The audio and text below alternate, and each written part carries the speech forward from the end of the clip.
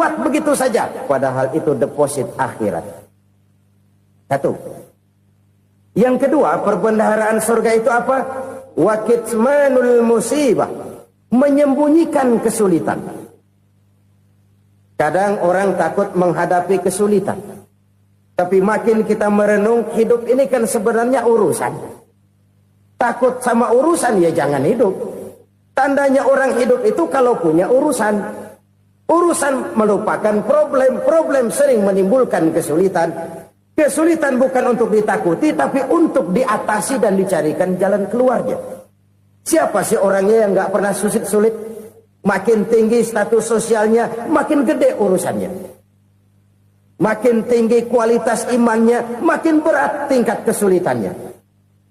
Cuma memang yang namanya enak itu seperti pelangi. Biang lala itu nggak pernah di atas kepala kita, di atas kepala orang melulu. Lo sih enak lo, kata kita. Dia juga bilang, yang enak kan lo. Pelangi itu nggak pernah di atas kepala kita. Kata tukang beca, aduh enak ya naik Mercy. Kata tukang beca, apa yang di dalam mobil Mercy? Aduh enak bener tukang beca, di jok ngeringkuk ngorok pulas bener. Saya kamar pakai AC, sejuk, tempat tidur sutra, empuk, alga, spring bed, kulak kulik nggak bisa pulas kalau belum minum Valium, belum tidur. Enak bener tukang beca, di jok ngorok nggak tahu wetan kulon. Si tukang beca bilang yang di Mercy enak, yang di Mercy bilang tukang beca enak. Inilah enak. Nggak pernah di atas kepala kita, di atas kepala orang lain melulu enak itu. Nah, saudara-saudara, yang merupakan perbendaharaan surga itu orang yang bisa menyembunyikan kesulitan, baik pribadi ataupun rumah tangga. Nih terutama rumah tangga yang jadi soalnya. Kadang-kadang kita ini kalau senang, sebaliknya kalau senang kita diam, kalem aja, cuek. Banyak banget duit kita bawaan, diam aja udah. Malah ketemu orang takut. Tapi begitu susah, sekampung tahu. Padahal Nabi mengajarkan perbendaharaan surga itu menyembunyikan musibah, menyembunyikan kesulitan. Kalau enak, cerita sama orang-orang. Kalau nggak enak, rasain sendiri, tekan sendiri, atasin sendiri. Kita kan sebaliknya. Tenang kita diam, asal lagi susah, paling tidak kita nyari teman buat cerita kesusahan. Siapa orangnya yang nggak pernah susah? Cuma soalnya bagaimana kita mengatasi kesusahan itu sendiri. Begitu juga misalnya kalau orang sudah berumah tangga, itu orang tuanya harus menjadi tempat dia cerita yang enak-enak saja. Yang nggak enak rasain berdua, selesaikan berdua, atasin berdua. Jangan dibalik. Asal senang diam, giliran susah aja. Maknya laporan. Terbalik. Bisa menjaga security informasi. Maka nama bayam keluar diam, malah seluitan. Enak amat lo makan daging ayam. Security informasi. Saudara-saudara kaum muslimin rahimakumullah. Ujian yang terberat itu yang pernah diberikan kepada para nabi, para rasul, para aulia, para ulama. Makin tinggi keimanan, makin berat bentuk kesulitan. Ayo saya kemukakan satu contoh saja. Ada seorang nabi yang kaya, nabi kaya, namanya Nabi Ayub. Iblis kalau orang begini kan keki, ibadahnya rajin, kaya. Nih yang kayak begini susah digodain. Kalau ibadahnya rajin, miskin, kali bisa disogok. Sini imannya mantap, ibadahnya rajin, kaya, nabi lagi. Oh, tapi namanya iblis nggak kurang akal. Laporan, Tuhan, kenapa les? Ya ini bahasa saya, bahasa Qurannya sih nggak gitu. Itu hambamu yang namanya Ayub, dia rajin ibadah cuma karena dikasih kaya aja. Coba kasih miskin dia, berhenti dia sembahyang. Ah kamu bisa aja. Saya tahu Ayub itu hambaku yang ikhlas. Saya buktiin Tuhan, silahkan. Dibuktiin lah, iblis turun ke alam ini. Yang mula-mula dia lakukan, dia rusak sawah ladang Nabi Ayub. Dia binasakan binatang ternak Nabi Ayub. Sehingga dalam waktu singkat, jatuhlah Nabi Ayub dari orang paling kaya, jadi orang paling miskin. Beliau masih ibadah di mihrab dalam masjid. Datang iblis. Saudara Ayub, ya, lagi ngapain? Ibadah. Nyembah Allah, nyembah Allah. Oh, percuma. Kenapa? Tuhan yang ente sembah nih, dia udah bikin miskin ente. Sawah ladang ente hancur lebur, binatang ternak binasa. Sekarang ente jadi orang paling miskin. Ngapain nyembah Tuhan kayak begitu? Tekor. Udah berhenti dah ibadah, berhenti ibadah. Ini iblis sama Tuhan laporannya lain, yang dikerjakan kepada Nabi Ayub juga lain. Benar begitu iblis, kata Nabi Ayub. Iya, sawah ladang saya habis, buras. Binatang ternak saya binasa, binasa. Saya miskin, bangpak. Apa jawab Nabi Ayub? Bukan innalillahi, ya, ini hebat. Alhamdulillahillazi a'tani wa akhza minni. Segala puji bagi Allah yang telah memberikan harta kepada saya dan sekarang mengambilnya lagi. Alhamdulillah. Allah yang ngasih, Allah yang ambil. Itu mah urusan Allah. Iblis cuman ibadah jalan terus, sujud lagi Nabi Ayub. Iblis seleher gondok banget. Dasar Nabi nggak mempan dia apa-apain. Miskin malah alhamdulillah. Allah yang ngasih, Allah yang ambil. Jadi kalau kita tidak komit, kita tidak terikat kepada kaya, miskin, senang, susah, apa yang bisa bikin kita susah? Jadikan kekayaan, kemiskinan, jadikan senang, susah sebagai anak buah yang bisa kita atur. Jangan kekayaan ngatur kita, jangan kemiskinan ngatur kita. Kita yang harus mengatur mereka. Senang, susah, kaya, miskin, bahagia, sengsara, jadikan itu anak buah yang bisa kita atur. Kalau sekarang kita kaya, lain saat boleh jadi kita miskin, semiskin-miskinnya. Allah yang ngasih, Allah yang ambil. Tenaga mana yang bisa menghalangi? Ibadah jalan terus. Iblis makin gondok. Dasar Nabi loh. Akhirnya apa? Nabi Ayub dikerjain, diberikan penyakit. Demikian fatal penyakitnya. Bayangin, udah miskin, sakit. Masya Allah. Miskin, sakit. Sakitnya nggak lama, kira-kira 16 tahun.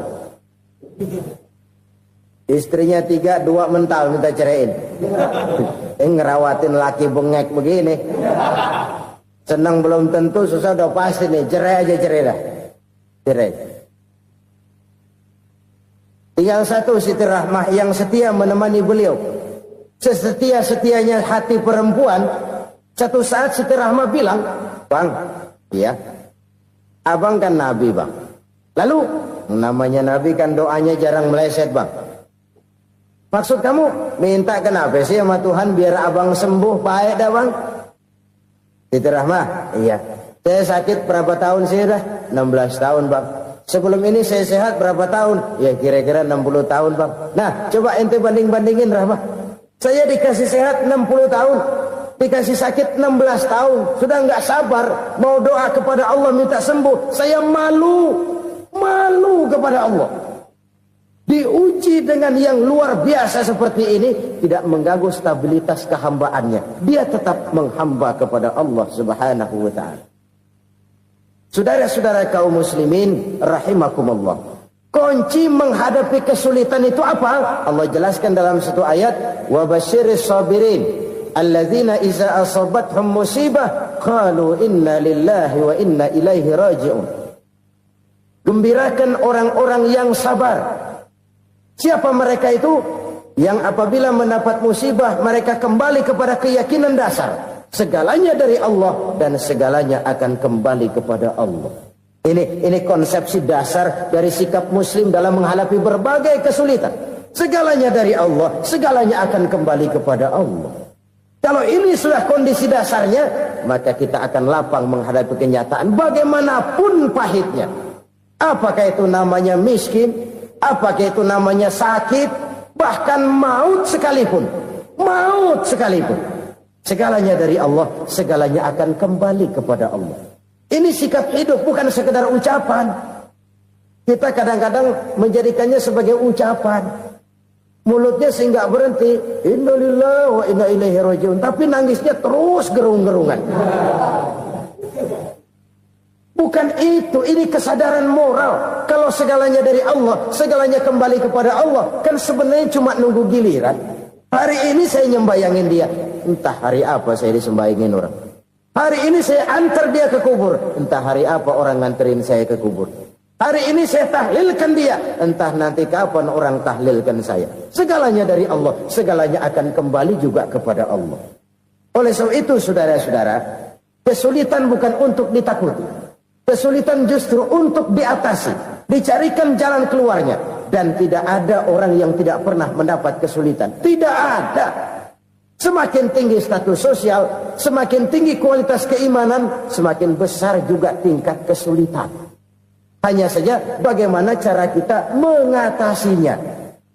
Dan Al-Quran menyatakan, inna ma'al usri yusra. Di balik kesulitan itu pasti ada kemudahan. Roda itu berputar. Karena itu Rasulullah sallallahu alaihi wasallam mengingatkan kepada kita, ta'arraf ilallahi firraha ya'rifka fisyiddah. Ingatlah kepada Allah di waktu kamu senang, supaya Allah ingat kepada kamu di waktu kamu susah. Kalau waktu senang kita ingat kepada Allah, kita susah, Allah tidak akan meninggalkan kita. Tapi kalau waktu senang kita jauh dari Allah, sujud tidak sempat, dengan masjid jauh, ketika senang kita lupakan Allah. Nanti begitu kita susah, Allah lupakan kita. Dan itu menyakitkan. Oleh karena itu orang-orang tua kita dulu bilang, kalau lagi sehat ingat-ingat lu bakal sakit nanti. Kalau lagi kaya ingat-ingat satu saat kita bakal jatuh miskin. Bahkan kalau lagi muda ingat-ingat kita bakal tua. Dan yang terpenting kalau lagi hidup ingat-ingat kita bakal mati. Saudara-saudara kaum muslimin rahimakumullah. Jadi yang kedua yang merupakan perbendaharaan surga, menyembunyikan musibah. Saudara-saudara kaum muslimin rahimakumullah. Hal ketiga yang merupakan perbendaharaan surga adalah wasilaturrahmi. Orang yang suka bersilaturahmi. Sebagaimana yang kita maklum bahwa manusia adalah makhluk yang disebut zon politika. Makhluk sosial yang tidak mungkin hidup sendiri-sendiri. Betapa dan siapapun kita memerlukan orang lain. Bodoh betul manusia kalau tinggal di tengah masyarakat tapi tidak mau bermasyarakat. Merasa hebat sendiri, pintar sendiri, gagah sendiri, kaya sendiri. Mungkin kalau mati juga ngubur sendiri. Jangankan kita di sini, di sorga saja Nabi Adam waktu sendirian bengong melulu, mondar mandir. Allah tegur dam sepi dam. Ya ini kalau bahasa saya. Iya Tuhan sepi ini nggak ada coret-corekan pisan ini. Diciptakan Siti Hawa baru anteng Nabi Adam. Itu di surga. Cobalah. Umpamanya saudara tinggal di Jakarta nih. Kayak bener. Apaan aja di Jakarta punya saudara dah. Jembatan Semanggi ambil. Monas, Buntel bawa pulang. Hotel-hotel ambil semua. Cuman tinggal di Jakarta sendirian, apa enaknya? Betapa dan siapapun kita perlu orang lain. Tidak ada seorang pun yang bisa memenuhi kebutuhan hidupnya secara sendiri-sendiri. Nah, Islam telah menyelamatkan manusia dari ras diskriminasi. Mengikat manusia dengan persaudaraan yang berlandaskan kepada akidah. Karena itu dianjurkan bersilaturahmi. Bahkan Nabi menyatakan, man arada ayyubsata lahu fi rizqihi wa yunsa'a fi atharihi falyasil rahimah. Siapa yang kepengen diluaskan rezekinya dan dipanjangkan usianya, banyaklah ia bersilaturahmi. Siapa yang kepengen dimudahkan rezekinya, hendaknya ia banyak bersilaturahmi. Kalau banyak teman, kesulitan kan paling tidak ada tempat cerita. Udah susah, sendirian, kita pikirin diri, nggak ada tempat tukar pikiran. Cepet banget sama bengek. Dilawan sendiri. Nah, secara makro kita bisa berkata, tidak mungkin ada kemenangan kalau tidak ada kekuatan. Tidak ada kekuatan kalau tidak ada kesatuan dan persatuan. Tidak mungkin ada kesatuan dan persatuan tanpa semangat silaturahmi. Kalau umat Islam mau menang, dia harus kuat. Kalau umat Islam mau kuat, dia harus bersatu. Kalau umat Islam mau bersatu, dia harus membudayakan silaturahmi ini. Bahkan sampai-sampai kata Nabi, kalau bisa cari nilai tambah. Apa? Silman koto'ak. Bersilaturahmilah kau kepada orang yang marah denganmu. Masya Allah, indahnya ajaran agama kita. Orang yang marah pun kepada kita, kata Nabi, kalau bisa bersilaturahmilah kepadanya, kepada orang yang marah itu. Di situ nilai tambah. Cuman jujur nih hadis, ngucapinnya gampang, ngamalinnya yang berat banget. Orang marah sama kita, kita disuruh silaturahmi. Ada apa malu? Lu marah, ada gue marahan lagi. Gue pikirin. Saudara-saudara kaum muslimin rahimakumullah. Tapi ini yang diajarkan, bahkan ini yang dicontohkan oleh baginda Rasul. Bagaimana begitu mudah, misalnya satu saat Abu Jahal ini ngatur strategi bagaimana bikin Muhammad celaka. Dia gali lubang di depan tempat tidurnya. Dia tutupin daun korma. Terus dia panggil seseorang, ke sini. Kasih tahu Muhammad, pamannya sakit keras, minta ditengokin. Berangkat orang ini ke sana. Muhammad, labbaik. Pamanmu sakit keras, dia minta ditengokin. Baik, saya akan datang menjenguk beliau. Berangkatlah Nabi ke rumah Abu Jahal tanpa prasangka apapun. Abu Jahal udah pasang stil, selimut 3 rangkap setengah dipakai. Persis kayak orang meriang. Tapi sembari ngintip dari balik selimut. Begitu Muhammad buka pintu, nah, masuk perangkap nih. Muhammad jalan menuju tempat pembaringan. Makin lama makin dekat, makin lama makin dekat. Makin dekat ke lubang yang dipasang oleh Abu Jahal itu. Dalam hati Abu Jahal, terus dah jatuh, mampus dah lo ini. Mampus lo hari ini nih. Apa yang terjadi? Malaikat Jibril datang. Muhammad, pamanmu cuma pura-pura sakit. Di depan tempat tidurnya ada lubang perangkap supaya kamu jatuh ke situ. Sudah, kamu pulang. Balik kanan Nabi. Sudah hampir jatuh ke lubang, balik kanan, pulang. Bayangin kecewanya Abu Jahal. Muhammad dikit lagi. Enggak paman, saya pulang aja. Emosi bangun dari tempat tidur, enggak sadar kalau lagi pura-pura sakit. Lompat ngejar Nabi, dia lupa dengan lubang yang dia gali. Usrak, nyemplung sendiri ke dalam lubang.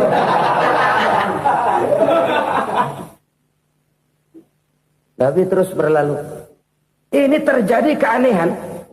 Jatuh ke lubang yang dia gali itu sebenarnya nggak terlalu dalam ya, antara 3-4 meteran lah. Tolong, saya jatuh ke lubang ini. Datanglah pelayan-pelayannya itu.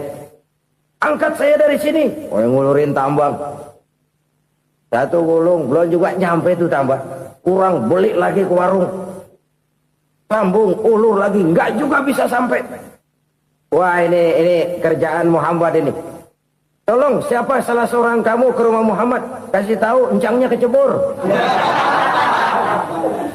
Minta ditolongin. Sampaikan kepada Rasul. Kenapa? Pamanmu jatuh ke lubang, Muhammad minta tolong diangkatin. Tambang udah nyambung-nyambung, nggak nyampe juga. Ya, nanti saya datang, saya tolong. Coba. Nyata-nyata orang berniat jahat mau mencelakakan dia. Datang dia menolong. Ini yang disebut air tuba dibalas air susu ya ini. Bukan sebaliknya. Air tuba dibalas air susu. Paman, kecebur ya? Iya Muhammad, tolong ini. Pegang tangan saya. Nabi ulurkan tangannya. Nyampe. Dipegang oleh Abu Jahal. Diangkat ke atas. Sampai atas, apa kata Abu Jahal? Sihirmu memang hebat Muhammad. Udah ditolongin dikata sihir. Ya enak kita kemplang kan itu orang begitu. Urusan apa? Tapi inilah akhlak. Kalau bisa kamu bersilaturahmilah dengan orang yang marah kepadamu sekalipun. Orang marah kita tetap baik. So, kalau kita berbuat baik sama orang yang memang baik, rasanya sih biasa-biasa aja. Orang baik kita baik lagi, ya draw aja, belum ada nilai tambah di situ. Baru ada nilai tambah kalau kita bisa berbuat baik kepada orang yang nyakitin kita. Itu namanya kita setingkat di atas dia. Dia sakitin kita, kita berbuat baik sama dia. Dia pelit sama kita, kita baik sama dia. Dia marahin kita, kita deketin dia. Di situ kita punya nilai tambah. Jadi siapa yang ingin diluaskan rezekinya, kata Nabi, dan dipanjangkan umurnya, hendaklah ia banyak-banyak bersilaturahmi. Sederhana sebenarnya silaturahmi, tapi silaturahmi membangkitkan semangat kesatuan dan persatuan. Kesatuan dan persatuan melahirkan kekuatan. Dalam matematika 1 ditambah 1 pasti 2. Tapi di tengah masyarakat, 1 orang takut ditambah 1 orang takut, hasilnya jadi 2 orang setengah berani. Kenapa setengah berani? Karena udah berdua. Tadi pan takut sendirian. Kalau dia kumpul turu-turu takutlah jadi berani. Kita yang lemah, kita yang tidak berdaya, kita yang miskin, kalau mau kompak bersatu, apa yang nggak bisa kita kerjain? Apalagi tinggal di kota besar, pilihan cuma 2. Bertahan atau minggir. Bertahan atau minggir. Untuk bisa bertahan harus mampu bersaing. Untuk mampu bersaing harus punya keahlian. Keahlian harus ditunjang dengan pendidikan, ditambah oleh kekompakan sebagai umat. Udah miskin mencar mulu, orang injak kita. Orang nggak pandang urusan apa malu. Oleh karena itu, silaturahmi pada hakikatnya merupakan roh dari ukhuwah yang diajarkan oleh agama kita. Bagaimana Islam menyelamatkan masyarakat manusia dari ras diskriminasi, mengikat manusia, dan tidak ada persaudaraan yang lebih indah selain persaudaraan yang diikat dengan nilai-nilai akidah. Sepanjang orang di jalan Allah, itulah saudara kita. Keluar dia dari jalan Allah, selesailah persaudaraan sampai di situ. Karena itu, kalau ingin menyimpan sesuatu di surga, banyaklah bersilaturahmi. Datang ke rumah ini, datang ke rumah itu, dan lain sebagainya. Itu simpanan kita di akhirat nanti. Ini yang ketiga. Saudara-saudara, yang keempat, perbendaharaan surga itu apa? Wa qawlu la hawla wa la quwwata illa billah. Ucapan la hawla wa la quwwata illa billah. Ibadah kan ada yang berat, modalnya besar. Bangun masjid berat, modalnya besar. Bangun rumah sakit berat, modalnya besar. Ada ibadah yang berat, tapi modalnya ringan. Misalnya puasa. Puasa itu berat, mengendalikan nafsu. Kalau sekedar nggak makan nggak minum sih enteng, mengendalikan nafsu. Itu jihad terbesar, tapi kan modalnya ringan, cuma niat saja. Ini ibadah berat, modalnya ringan. Ada ibadah yang ringan, modalnya juga enteng. Seperti termasuk ucapan la haula wa la quwwata illa billah.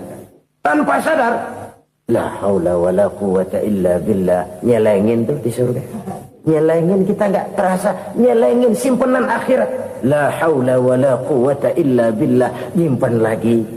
Kaget, la haula wa la quwata illa billah, nyimpan lagi, banyak simpanan. Walaupun sebenarnya yang dimaksud di sini adalah kesadaran batin bahwa tidak ada daya dan kekuatan kecuali Allah. Itu intinya. Kita memulai pekerjaan disunahkan baca bismillah, kan begitu. Apa itu? Kesadaran moral. Bahwa ini saya bisa kerjakan. Saya kerjakan ini dengan menyebut nama Allah. Kenapa? Kalau Allah tidak memberikan daya dan kekuatan, mana mampu saya kerjakan ini. Maka saya kerjakan ini dengan menyebut nama Allah. Bismillah. Kesadaran moral. Manusia hanya wajib berusaha, tapi nggak pernah wajib berhasil. Banyak hal-hal yang kalau kita renungkan secara rasio, nggak mungkin Tapi jadi kenyataan. La haula wa la quwata illa billah. Tidak ada daya dan kekuatan kecuali bagi Allah semata-mata. Kesadaran moral akan kelemahan dan keterbatasan makhluk bernama manusia.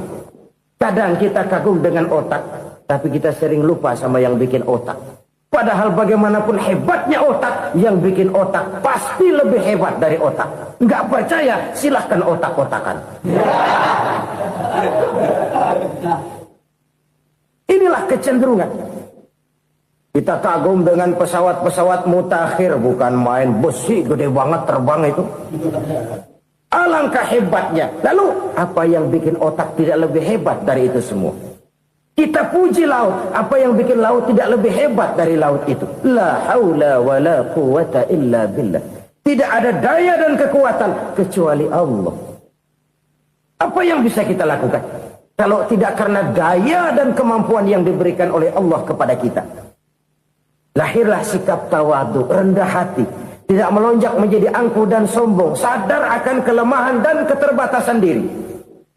Sebagai makhluk yang diciptakan oleh Allah subhanahu wa ta'ala. Jadi satu sisi ini ucapan yang berpahala. La haula. Jadi wiridan. Pada sisi lain ini kesadaran moral. Sikap mental. Kesadaran batin. Bahwa yang punya daya dan kekuatan itu cuma Allah. Kita nggak pantas untuk sombong. Sebab sombong itu pakaiannya Allah.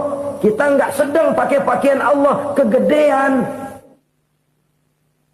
Dan makin kita renungi, makin terbentur. Apa sih yang bisa kita sombongin? Kita mau sombong apa? Kaya? Pintar? Itu kan semua relatif. Di atas langit masih ada langit lagi.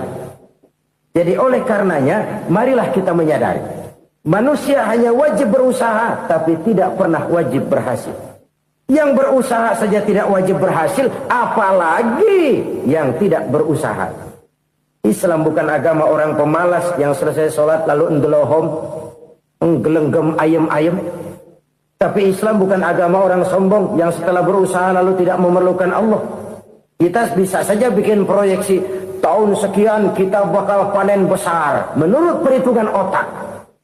Tapi ada kejadian lain. Apa? Tikus ngambek. Habis itu dimakanin tikus, panen gagal. Proyeksi rasional gagal oleh tikus-tikus yang ngambek itu. Bisa saja terjadi. Tahun depan kita panen besar, urung. Kenapa? Musim panas panjang. Dan sekarang ini koran-koran bikin berita musim mengalami penyelewengan. Bukan cuma manusia yang nyeleweng sekarang. Musim pakai nyeleweng. Mestinya kan musim hujan udah selesai. Masih hujan-hujan juga. Musim. Nah sekarang kita boleh bikin proyeksi. Kita bakal panen besar. Tahu-tahu musim panas panjang. Sawah retak, air kering.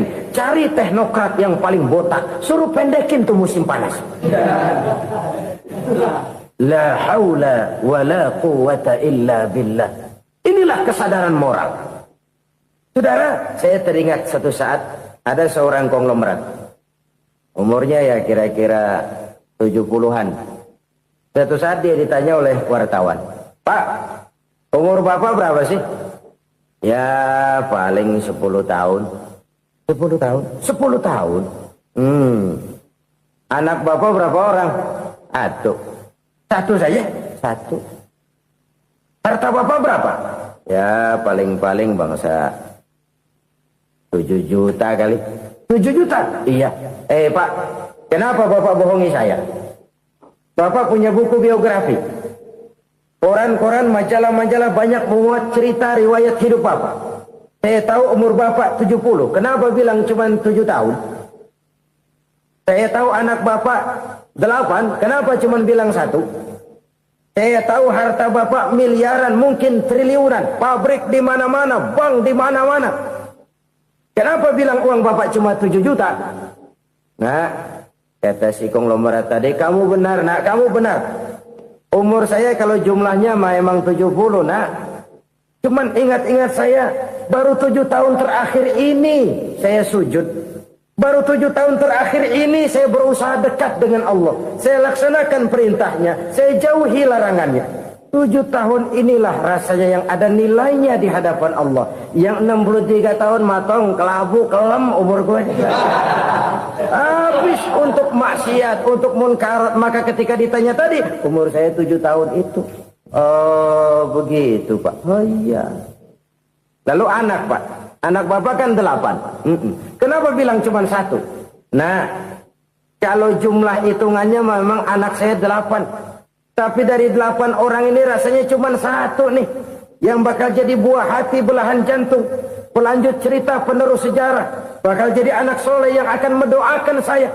Cuma 1 rasanya anak saya ini yang bakal jadi buah hati saya, besar-besaran saya, yang akan mendoakan di kubur saya, yang akan mendoakan di akhirat saya. Yang 7 orang mana? Masya Allah, yang 1 tenggeng, yang 1 nyekek botol mulu, yang 1 nggak karu-karuan. Makanya saya bilang 1 anak saya yang akan bisa mendoakan saya. Oh begitu Pak. Iya. Nah harta Pak, harta Bapak kan triliunan. Pabrik Bapak di mana-mana. Uang Bapak hampir di tiap bank-bank besar. Kenapa bilang cuma 7 juta? Betul kau nak. Harta saya kalau jumlahnya memang miliaran, triliunan mungkin. Tapi yang saya ingat baru 7 juta tuh yang saya belanjakan di jalan Allah. Saya nyumbang masjid, saya santuni yatim piatu, saya bantu pembangunan pesantren, saya bantu pembangunan rumah sakit Islam. Itu yang akan saya bawa pulang ke akhirat, yang 7 juta itu. Yang triliunan itu nanti akan diperebutkan oleh anak-anak saya sebagai waris saya. Jadi harta saya 7 juta itu yang bakal nemenin saya di akhirat, yang akan saya bawa pulang jadi teman saya. Saudara-saudara kaum muslimin, jangan-jangan orang tua itu adalah kita-kita ini. Jangan-jangan kita-kita ini adalah orang tua itu. Jangan-jangan itu potret dari diri kita masing-masing. Dari sekian umur yang diberikan Allah, berapa tahun yang ada nilainya di hadapan Allah. Dari sekian anak-anak yang merupakan amanah, berapa yang akan mendoakan kita sebagai orang tuanya menjadi anak soleh. Dari sekian banyak harta yang diberikan Allah, berapa yang akan kita bawa pulang menghadapnya nanti, yang kita belanjakan di jalan Allah. Ini sebuah potret kehidupan. Karena itu kita kembali kepada la haula wa la quwata illa billah. Kita wajib berusaha, kita wajib berikhtiar. Selebihnya, segala daya dan kekuatan hanya milik Allah saja semata-mata. Satu kesadaran batin dari setiap pribadi muslim. Setelah ia berusaha dan berikhtiar, ia menyerahkannya kepada Allah Subhanahu wa ta'ala. Jadi satu sisi ini merupakan wiridan ucapan yang mengandung pahala. Pada sisi lain ini merupakan sikap batin dari seorang muslim di dalam ia menghadapi realitas kehidupan ini. Saudara-saudara kaum muslimin rahimakumullah. Kalau ini kita jadikan satu basis kehidupan, maka ini akan menyelamatkan manusia dari kemungkinan tergelincir menjadi orang yang lupa diri dan lupa darat. Sebab itu Imamul Ghazali berpesan, jadidis safinah fa innal bahra amiq wa khuziz zad fa inna safara ba'id wa khaffifil hamla fa innal hamla sadid. Perbarui selalu kapalmu karena lautan sangat dalam. Bawa bekal yang banyak karena perjalanan ini sangat jauh. Ringankan beban karena kebanyakan beban akan menyakitkan. Alangkah indah kalimat ini, alangkah dalam makna yang terkandung di sana. Perbarui selalu kapalmu karena lautan sangat dalam. Apa artinya ini? Jaga mentalmu baik-baik. Pelihara imanmu baik-baik karena hidup penuh cobaan seperti lautan. Kita kalau berlayar di lautan kan kadang-kadang tenang, angin bertiup sepoi-sepoi basah. Jika malam datang, bintang gemintang bertabur menghias cakrawala. Rembulan memantulkan sinarnya dengan indah.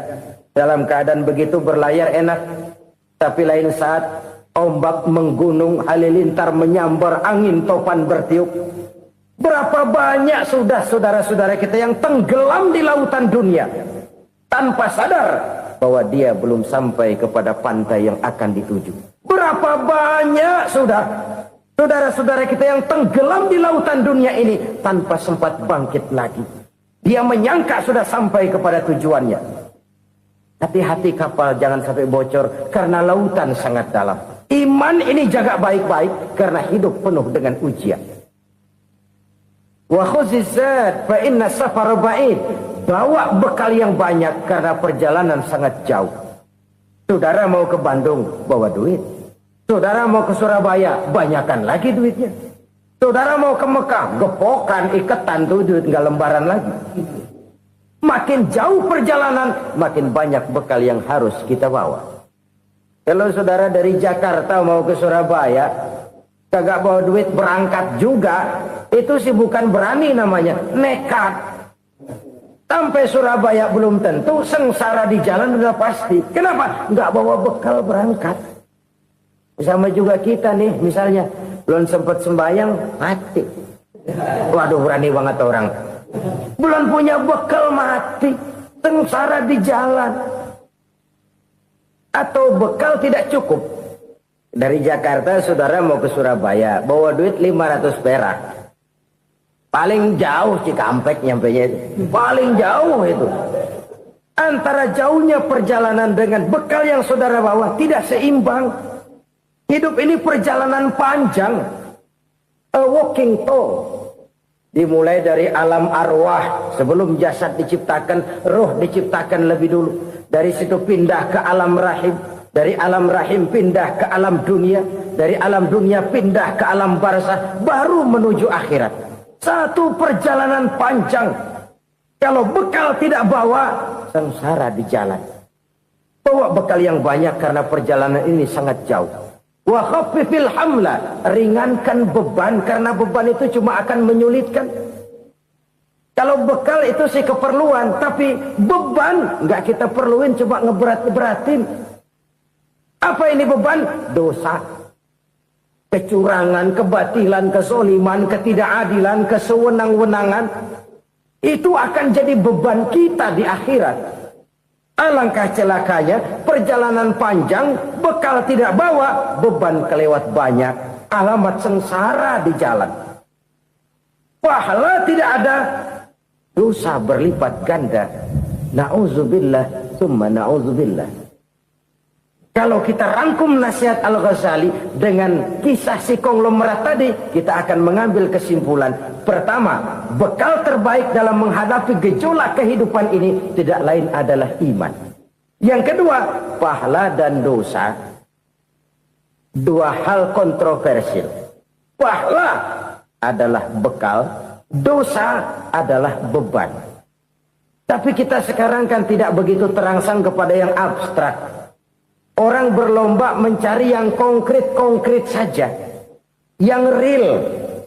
Kalau memang dosa, benjol dong. Kira-kira begitu. Kira-kira begitu. Persis orang Yahudi dulu. Orang Yahudi itu kan pernah minta kepada Nabi Musa.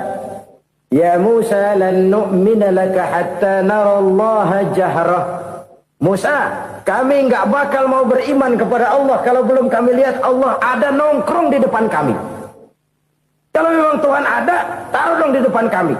Mau yang konkret-konkret saja. Kalau memang dosa, benjol dong. Kalau memang pahala, berasa dong. Orang terangsang kepada yang real, yang konkret-konkret saja. Karena itu, untuk mengejar dosa, orang mau bayar. Tapi untuk mengejar pahala, walaupun tidak bayar, orang segan. Ini yang dikatakan oleh Nabi, kamu mengharapkan ke surga, tapi kamu berat melaksanakan sesuatu yang bisa membawa kamu ke surga. Kamu ingin jauh dari neraka, tapi tiap saat kamu lakukan perbuatan-perbuatan yang justru menjerumuskan kamu ke neraka. Idda'aitum an-najata minan nar wa ramaitum fiha anfusakum. Kamu ingin selamat dari neraka, tapi kamu lemparkan diri kamu ke neraka. Kamu ingin masuk surga, tapi berat sekali kamu melakukan perbuatan-perbuatan yang bisa menyampaikan kamu di surga. Saudara-saudara kaum muslimin, rahimakumullah. Jadi hal keempat yang merupakan perbendaharaan surga adalah la haula wa la quwwata illa billah. Satu sisi ini merupakan ucapan yang memperberat timbangan akhirat. Pada sisi lain ini merupakan sikap hidup seorang muslim, kesadaran batin yang sangat dalam bahwa tidak ada daya dan kekuatan kecuali Allah. Dan itu kita simbolkan pada saat memulai pekerjaan dengan Bismillah, dengan menyebut nama Allah. Satu kesadaran moral, saya hanya bisa melakukan ini karena diberikan daya dan kekuatan oleh Allah. Lahirlah sikap tawadu, rendah hati, tidak melonjak menjadi angkuh dan sombong. Saudara-saudara, sampai sini dulu jumpa kita kali ini. Semoga 4 perbendaharaan sorga ini dapat kita lakukan, yang kelak akan merupakan bekal kita di kemudian hari nanti. Amin ya rabbal alamin. Bapak-bapak, ibu-ibu, saudara-saudara kaum muslimin rahimakumullah. Di dalam kehidupan kita sebagai seorang muslim, minimal 5 kali dalam sehari semalam kita mendengar seruan untuk mendirikan solat yang disebut azan. Ada kalimat menarik di dalam kalimat azan itu, yakni seruan hayya 'alal falah, marilah menuju kepada keberuntungan, marilah meraih kemenangan. Seruan ini adalah kecenderungan dari setiap manusia, apapun warna kulitnya. Artinya, setiap orang dalam hidup selalu ingin meraih dan mencari kemenangan. Kemenangan akan melahirkan kepuasan batin, dan kepuasan batin memberikan kebahagiaan. Sedangkan kekalahan melahirkan penderitaan batin, dan penderitaan batin menjerumuskan seseorang di dalam berbagai bentuk kerugian. Jikalau inilah seruan azan, maka masalahnya ialah apa yang menyebabkan kita meraih kemenangan. Al-Quranul Karim memberikan tuntunan dan ajaran kepada kita bahwa orang-orang yang memperoleh kemenangan itu tidak lain adalah orang-orang yang bertakwa. Hanyalah mereka yang bertakwa kepada Allah Subhanahu wa ta'ala pada akhirnya akan tampil sebagai pemenang. Lalu siapa orang yang bertakwa itu? Dijelaskan dalam awal-awal Al-Baqarah, orang yang bertakwa yang akan meraih kemenangan. Pertama, allazina yu'minuna bil ghaib, yaitu orang-orang yang beriman kepada yang gaib. Percaya bahwa ada alam yang gaib, alam yang abstrak, alam yang tidak bisa dijangkau oleh salah satu daripada panca indera kita. Mereka percaya dan beriman kepada adanya malaikat, beriman kepada adanya iblis dan jin, beriman kepada adanya alam kubur, beriman kepada adanya alam mahsyar, beriman kepada adanya alam akhirat, beriman kepada adanya sorga dan neraka. Beriman bukan cuma sekedar beriman dalam ucapan bibir saja, tetapi beriman yang nilai iman itu mampu mewarnai gerak dan gaya hidupnya. Iman yang meresap sampai ke tulang sumsum, kemudian memberikan dampak positif di dalam kehidupan manusia. Alam, kita tahu, adalah sesuatu yang selain Allah, dan Allah bukanlah alam. Apapun namanya selain daripada Allah, itu adalah alam. Alam pada hakikatnya terbagi menjadi 2. Ada alam syahadah, alam nyata, alam konkret, alam yang bisa dijangkau oleh salah satu indera kita. Kemudian ada alam ghaib, alam yang tidak bisa dijangkau oleh panca indera kita, alam metafisika, alam abstrak, alam yang wajib kita imani keberadaannya. Kita percaya bahwa malaikat itu ada, kita percaya kepada jin, bahwa jin itu ada, kita percaya kepada adanya iblis dan setan.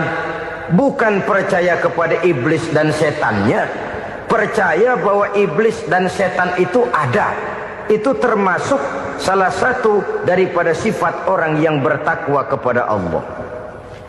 Saudara-saudara kaum muslimin rahimakumullah, kecenderungan pembangunan yang lebih bersifat materialistis biasanya menggeser aspek kehidupan rohani.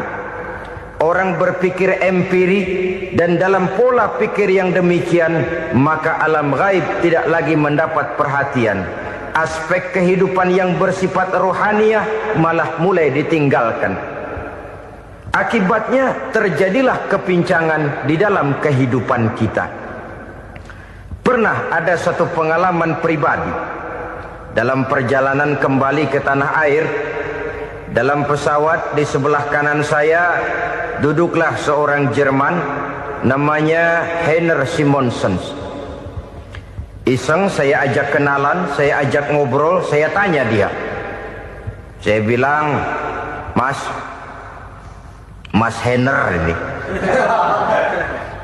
kalau pesawat yang kita tumpangi ini jatuh ke bawah, kira-kira apa yang bakal terjadi, Mas?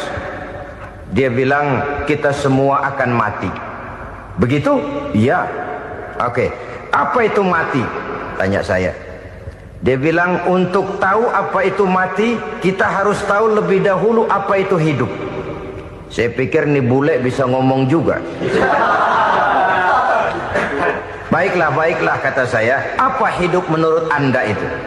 Oh, hidup itu dia bilang, kalau seluruh anggota badan kita bekerja secara normal, paru-paru memompa darah secara normal, jantung berdetak secara normal, sel-sel tubuh bekerja secara fit, dan organisme tubuh hanya mau bekerja secara normal, dia bilang, kalau kita memberi makan yang cukup, menu yang teratur, dan gizi yang lengkap. Saya bilang, kesimpulannya apa, Ner? Dia jawab, hidup adalah dari tangan ke mulut. Life is from the hand to the mouth, kata dia. Hidup adalah dari tangan ke mulut. Jadi masalah hidup tidak lebih daripada masalah isi perut. Orang pergi pagi, pulang sore, peras keringat, banting tulang, perut yang dibelain. Saya bilang, you are wrong. Sampean salah, Ner. Kamu orang Islam bukan? Bukan. Pantas. Kenapa saya salah? Dia bilang, ya jelas salah. Salahnya di mana? Kamu ini manusia. Kalau hidup cuma dari tangan ke mulut, saya bilang, kambing di kampung saya juga begitu pikirannya, Ner.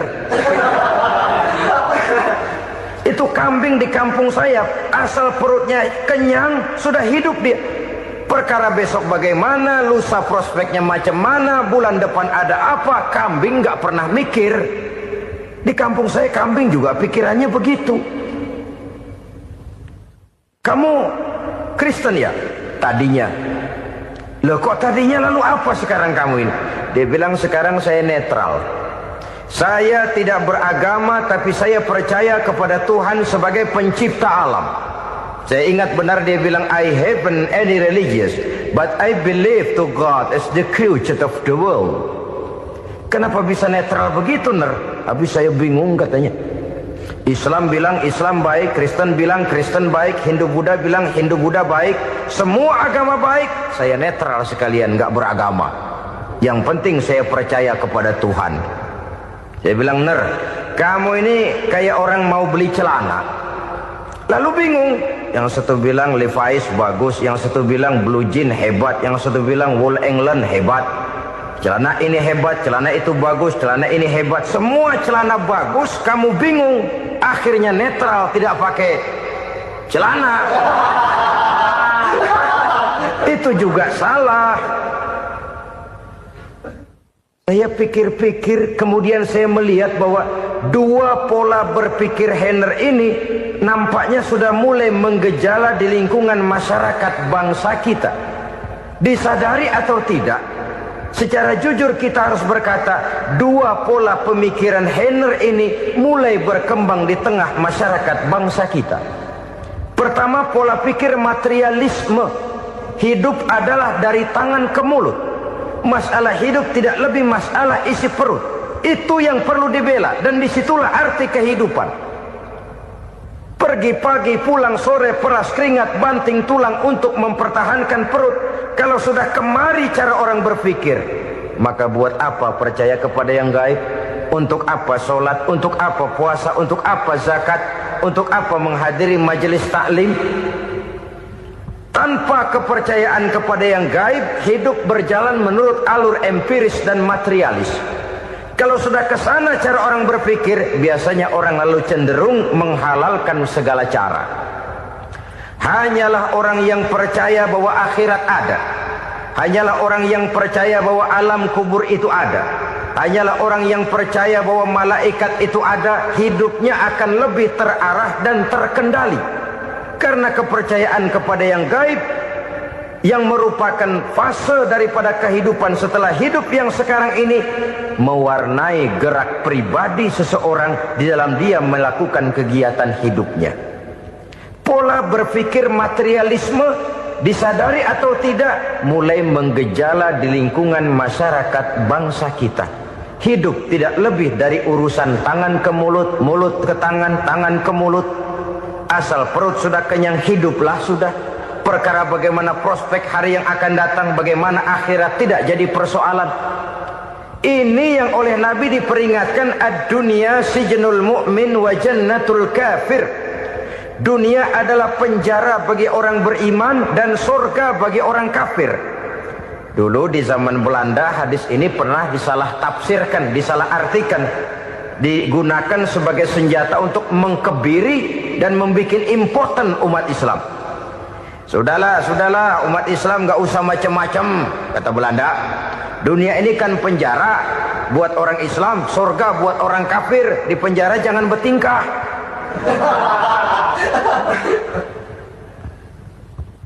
Pengertiannya tidak begitu. Dunia adalah penjara bagi orang mukmin. Artinya dalam kehidupan dunia seorang mukmin tidak bebas memperturutkan hawa nafsunya. Di penjara hawa nafsunya itu. Sebaliknya surga bagi orang-orang kafir. Buat orang kafir surgalah dunia ini. Mereka bebas memperturutkan hawa nafsunya. Dilarang tidak terlarang, dicegah pun tidak tercegah. Mereka hidup menurut alur bisikan nafsu mereka sendiri. Kemudian bila ajal datang, maut merenggut nyawa, selesailah surganya sampai di situ. Maka bagi orang-orang yang tidak percaya kepada adanya akhirat, kepada adanya alam gaib, surganya sebatas umurnya. Sekali lagi, surganya sebatas umurnya.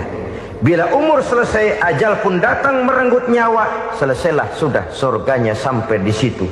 Alangkah pendeknya perjalanan orang-orang yang tidak percaya kepada alam gaib ini.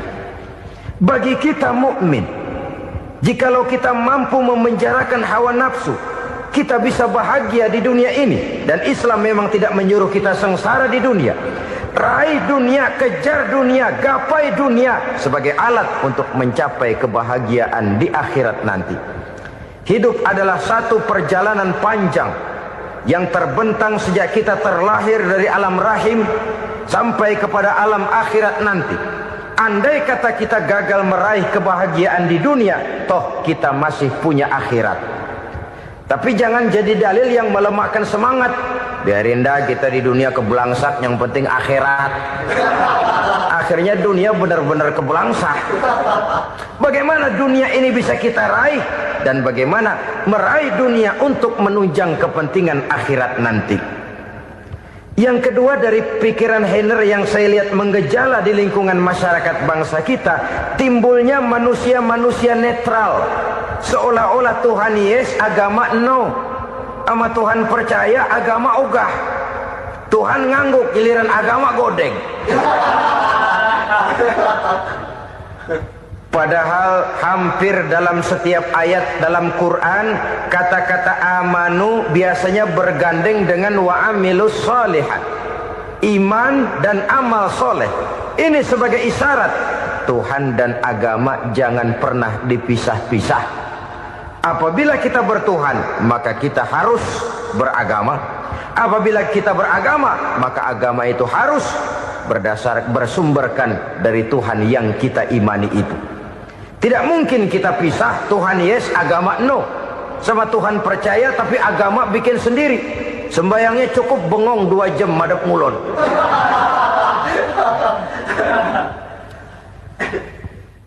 Saudara-saudara kaum muslimin rahimakumullah. Jadi dengan demikian, agama yang kita akui merupakan unsur mutlak di dalam pembangunan sekarang ini, merupakan bagian dari kehidupan yang menuntun kita bahwa di balik alam nyata ini, di balik alam syahadah ini ada alam gaib. Dan mudabbir, merabbi, yang mengatur, yang menguasai, yang memelihara baik dia alam nyata, baik dia alam gaib, tidak lain adalah Allah Subhanahu wa ta'ala. Di sana ada satu super power, satu maha kekuatan yang kita perlu bersandar kepadanya. Sebagai makhluk nyata yang hidup di alam nyata, berbuatlah secara nyata sebagaimana harusnya kita berbuat. Karena Islam jelas bukan agamanya orang pemalas. Islam jelas bukan agamanya orang yang mengajarkan setelah selesai sholat boleh duduk, nggelenggem ayam-ayam, ndelohom, menghitung bintang di langit sambil menunggu keajaiban. Tidak. Islam adalah agama yang mengajarkan apabila sholat sudah selesai kamu kerjakan, bertebaranlah di permukaan bumi, cari karunia Tuhanmu. Jangan hidup berpangku tangan menunggu keajaiban. Karena hidup bukan undian. Jangan berharap untung besar tanpa mau peras keringat. Tapi di sebalik itu toh kita juga harus yakin bahwa di sisi usaha nyata yang kita lakukan ada satu super power, satu maha kekuatan gaib yang menentukan berhasil dan tidaknya usaha kita. Kepercayaan kepada hal semacam inilah yang mendorong kita untuk mempunyai sandaran vertikal, agar jikalau usaha ini berhasil, kita tidak lupa diri dan lupa daratan. Jikalau usaha ini gagal, kita tidak putus asa dan buruk sangka, tidak cupik pandangan dan sempit hati, tapi mampu melihat persoalan dengan kacamata putih sambil husnuzon kepada Allah Subhanahu wa ta'ala. Kita percaya malaikat itu ada. Ada yang namanya raqib dan atid, mengawasi gerak hidup kita sampai kepada gerak hati kita. Ini memberikan sugesti agar kita berhati-hati. Tidak sejengkal tanah pun kita bisa berlindung dari pengawasan raqib dan atid. Ada munkar nakir yang akan menyoal kita di alam kubur. Ada malaikat Malik, penjaga neraka. Ada malaikat Ridwan yang menjaga surga. Kita percaya kepada adanya jin. Kita percaya kepada adanya setan, iblis. Percaya kepada adanya, bukan mempercayai si setan, si iblis lalu menjadikannya sebagai teman. Tidak. Percaya bahwa mereka itu ada dan merupakan makhluk Allah yang gaib, yang diciptakan Allah Azza wa Jalla. Kepercayaan kepada alam gaib memberikan motivasi terhadap gerak lahir manusia, sehingga dengan motivasi kepercayaan kepada yang gaib, gerak lahir jadi lebih terarah, jadi lebih terpelihara.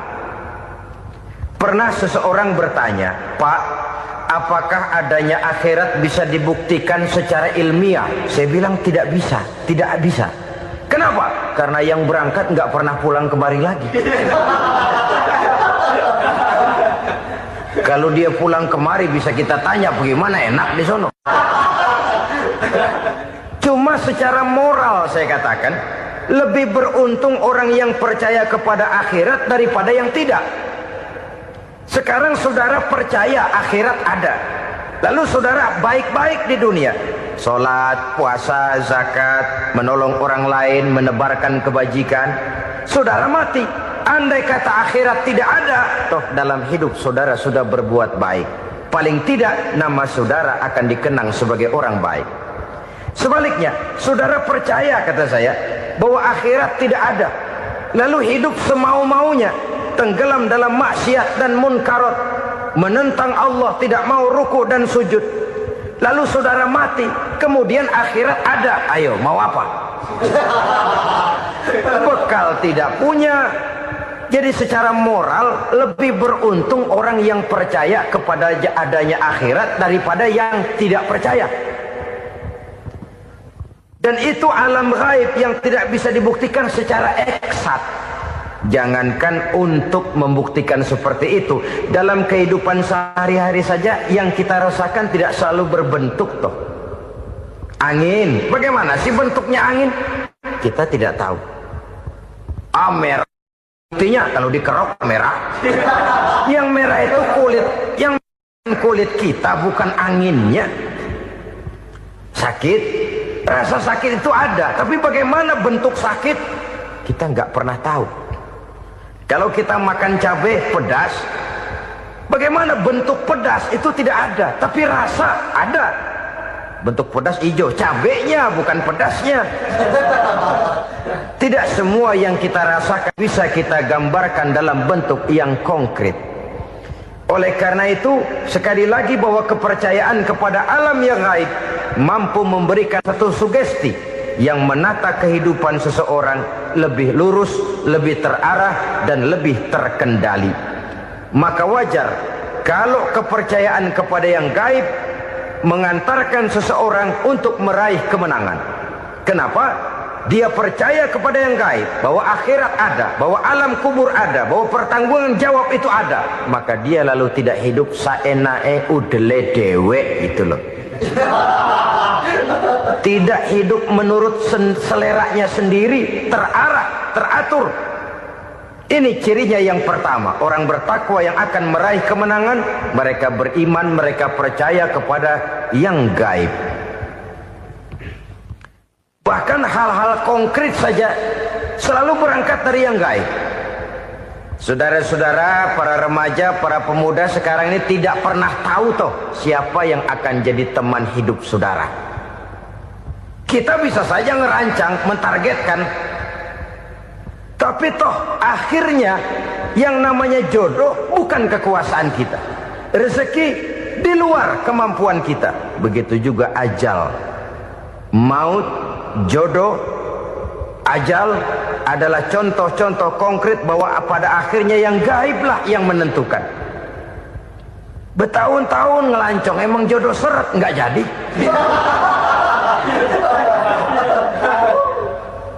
Begitu kenal baru setengah malam nginep ditangkap hansip.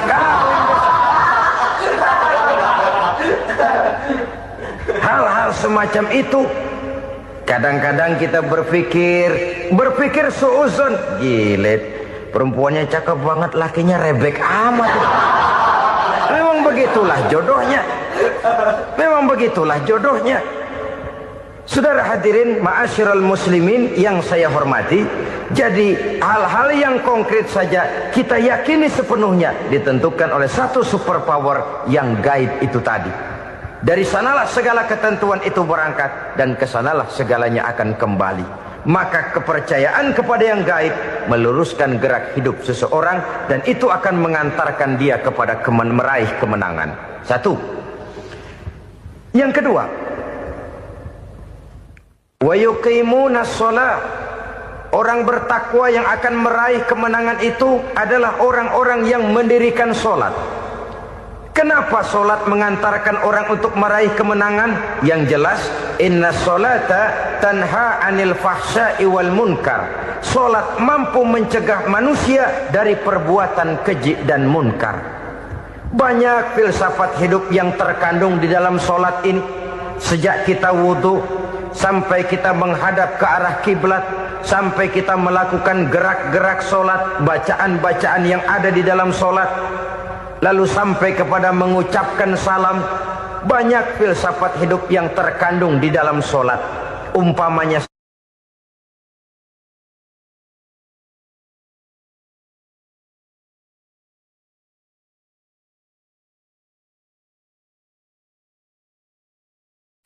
tujuh macam perkara yang merusak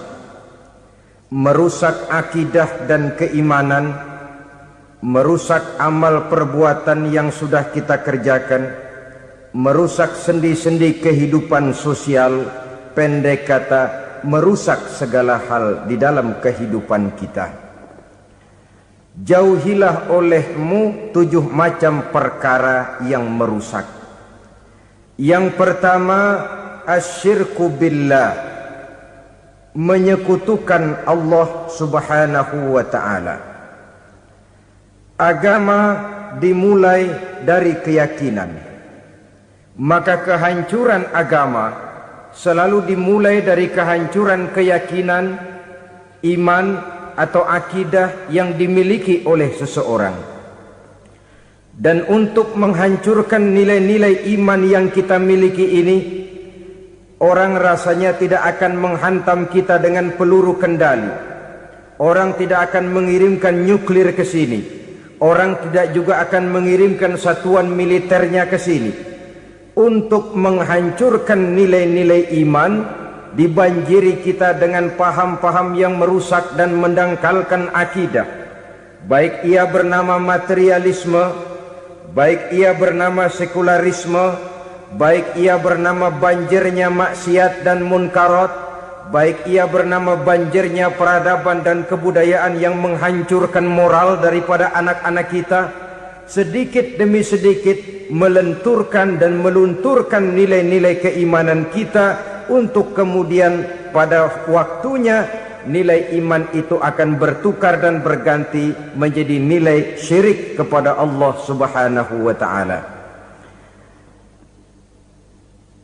Atau pada sisi lain, menjadikan yang selain Allah sebagai tujuan akhir daripada kehidupan kita.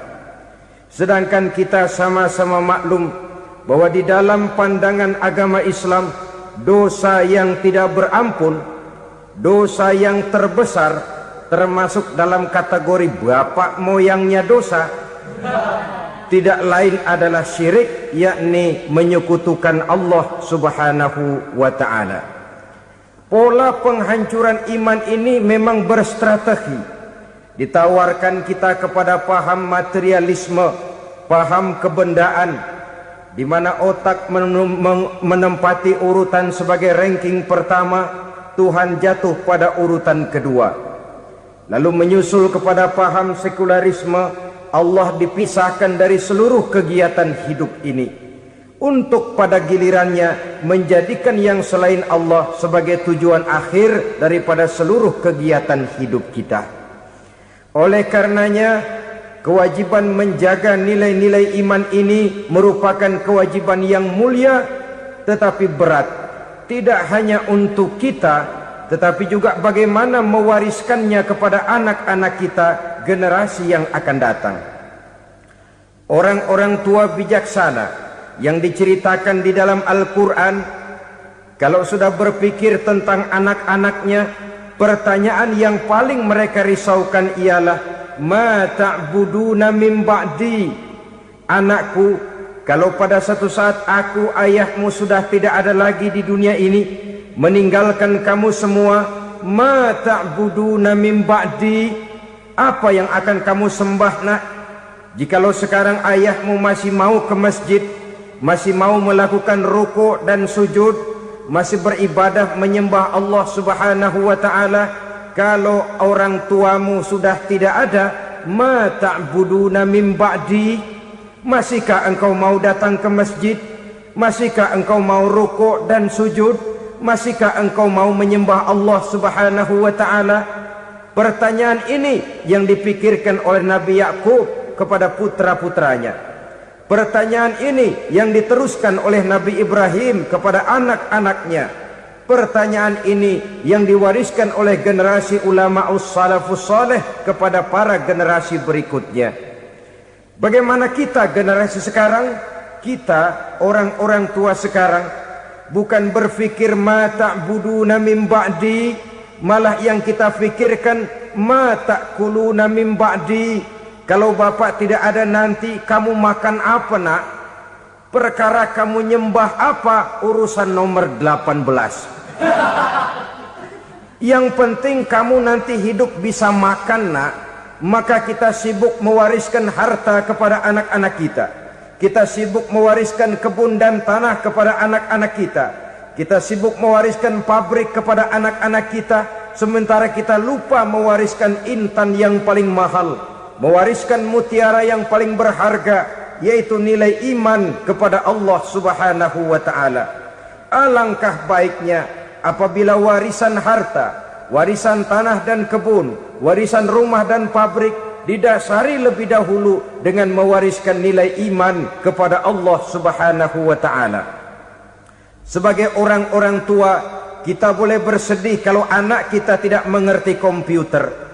Kita boleh bersedih kalau anak kita tidak mengerti matematika. Kita boleh bersedih kalau anak kita tidak mengerti bahasa Inggris. Tapi sewajarnya lebih bersedihlah kita orang tua jikalau mempunyai anak yang tidak kenal Allah sebagai Tuhannya, yang kemudian tidak mau rukuk dan sujud kepada Allah Tuhannya. Itulah kemalangan yang paling malang bila kita meninggalkan generasi yang tidak bertauhid kepada Allah Subhanahu wa ta'ala. Betapapun anak kita tidak ngerti komputer, saudara, paling-paling kerugiannya cuma kerugian dunia. Masuk dia ke alam barzakh, munkar nakir tidak akan sempat tanya kau belajar komputer apa tidak. Kumpul dia di padang mahsyar, malaikat juga tidak akan tanya matematikamu nilainya berapa. Yang ditanya kau kenal Allah, kau rukuk dan sujud kepadanya, kau pernah datang ke masjid. Oleh karena itu sekali lagi, menjaga nilai iman tidak hanya untuk kita, tetapi juga mewariskannya kepada anak-anak kita, generasi yang akan datang. Sungguh kemalangan yang paling besar apabila kita meninggalkan anak-anak kita. Mereka kita tinggalkan lemah ekonominya, itu tidak baik. Mereka kita tinggalkan lemah otaknya, itu pun akan membuat mereka tertinggal oleh yang lain. Tapi yang paling celaka, jikalau kita tinggalkan mereka dalam kondisi lemah imannya, rapuh akidahnya, tidak baik dan tidak betul keyakinan hidupnya. Oleh karena itu Nabi berpesan, jauhilah 7 perkara yang merusak. Yang pertama, syirik kepada Allah Subhanahu wa ta'ala, menyekutukan Allah baik dalam ucapan, dalam keyakinan ataupun dalam perbuatan. Ini perkara pertama yang termasuk 7 perusak besar di dalam kehidupan. Kalau sudah jatuh kita ke lembah syirik, bagaimanapun banyak kebaikan yang kita kerjakan, berjiwa sosial, bertangan pemurah, gemar menolong orang lain, kalau memang dasarnya syirik, maka seluruh kebaikan kita akan hancur, tidak akan ada nilainya dalam pandangan Allah Subhanahu wa ta'ala. Dalam pandangan manusia mungkin kita dicatat sebagai orang sosial, gemar menolong orang lain, tidak berpangku tangan melihat orang yang mendapat kesulitan.